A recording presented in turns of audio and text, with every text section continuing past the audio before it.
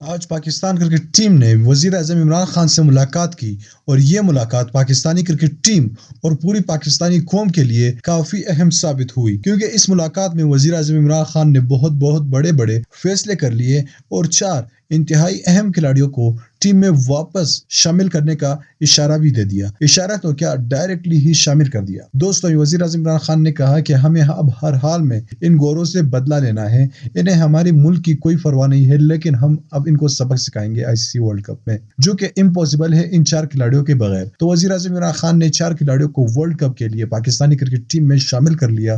وہ کون سے کھلاڑی ہے، اس ویڈیو میں آگے چل کر آپ کو ڈیٹیل سے بتائیں گے، لیکن آپ کو ویڈیو میں آگے بڑھنے سے پہلے آپ سے ایک چھوٹی سی گزارش کروں گا کہ ویڈیو کو لائک کیجیے گا، چینل کو سبسکرائب کیجیے گا اور نیچے کومنٹ باکس میں ہمیں بتا دیجیے کہ کون سے کھلاڑی کو ورلڈ کپ میں شامل کر لینا چاہیے۔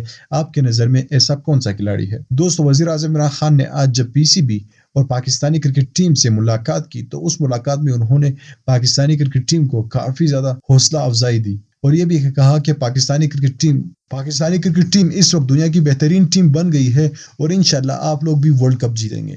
لیکن ورلڈ کپ جیتنے کے لیے 4 اہم ترین کھلاڑی یہ بھی ہے کہ محمد عامر کو سب سے پہلے ٹیم میں شامل کیا جائے۔ وزیر اعظم عمران خان نے سب سے پہلے محمد عامر کو ٹیم میں شامل کر لیا۔ دوسرے نمبر پر شرجیل خان کو پاکستانی کرکٹ ٹیم میں شامل کر لیا۔ اس کے علاوہ فخر زمان کو بھی پاکستانی کرکٹ ٹیم میں شامل کر لیا اور ساتھ میں شعیب ملک کو بھی ٹیم میں شامل کر لیا۔